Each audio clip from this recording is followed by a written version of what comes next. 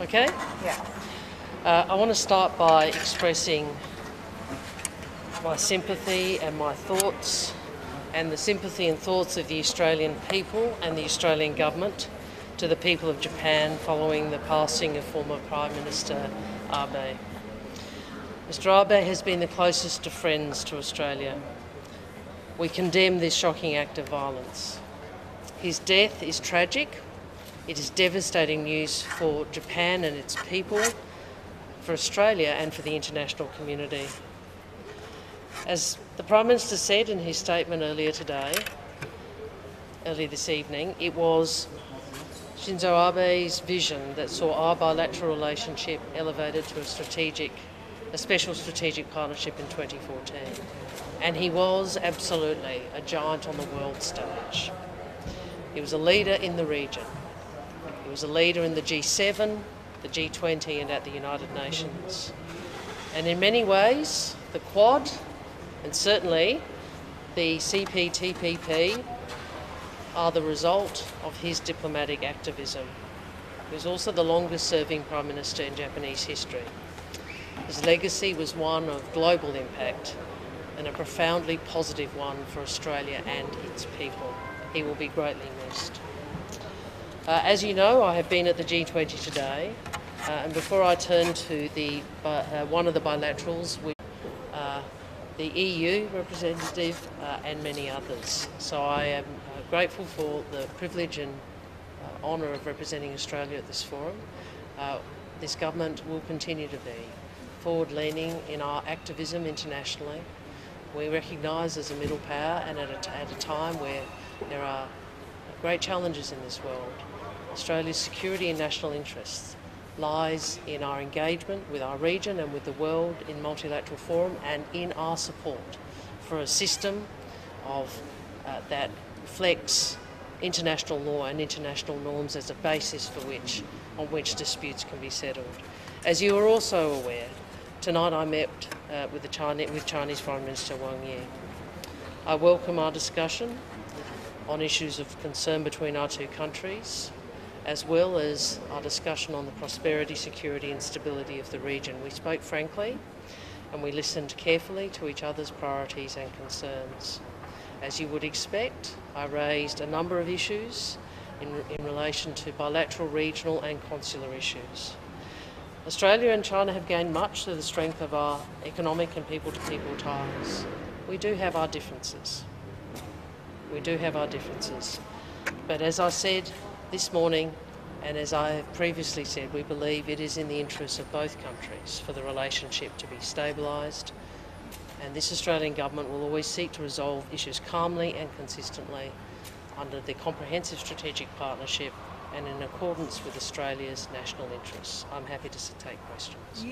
Minister, earlier today you appeared to be trying to temper expectations of what might be achieved at this meeting.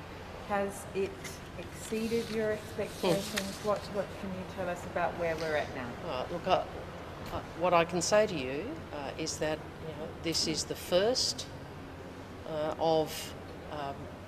step towards stabilising the relationship. So we are a government and we're a nation that's made certain decisions and on the basis of our national interests, our national security and our sovereignty, and we won't be resiling from those. But we do think it's in our interests, and we would say in China's interest, for the relation to be stabilised. That's going to take time, it's going to take effort, it's going to take work, and it's going to take some nuance. But do you feel you made some progress today? It was an important first step. You talked about steps. I think we both agreed it was an important next step, and I don't intend to give a blow-by-blow account of the meeting for obvious reasons, but I think it is a fair summation to say we both recognised it is a first step for both our nations, and we've got a path to walk, and we'll see if it can lead to a better place between the two countries. So, can you at least say what some of those concerns were on both sides that were raised? It is unsurprising that we would raise consular cases, including Ms Chenglei and Dr Young and others. You would anticipate that obviously we discuss the trade blockages that exist, and that remains the government's position. Those trade blockages should be removed, and we have said so publicly, and our private position reflects that. And did China ask for anything sort of concrete in return? I think the Chinese position is well known, and the issues of difference and different perspectives is well known, and you know, obviously what was put to me reflected what we know China's position to be. Did you find any common ground on trade, and did they give you any reason to hope that there might be an imminent release of our detainees? Look, I think all of these issues will take some time, and I think there is a path we are walking, and we will take one step at a time in the interest of the country. Does that path include further meetings anytime soon? Well, I think it would be in our interest to do so, both our interests, but that would require both countries to agree to do so. Did you convey that same message you gave in the speech to the border about convincing them to put pressure on Russia to end the war? Did you convey that same message personally? I'm not going to go through all the detail of what wasn't said, but you can take it as read that our view about international law and the importance of the UN Charter, which is the basis, as you've heard many of my speeches, of our position on Ukraine, is our public and our private position. What can you say about the sessions today as part of the G20 and the collective response, if you like, to the issue of the war in Ukraine? Look, I thought it was, there were some really powerful contributions on the effect of the war in Ukraine, the consequence of it.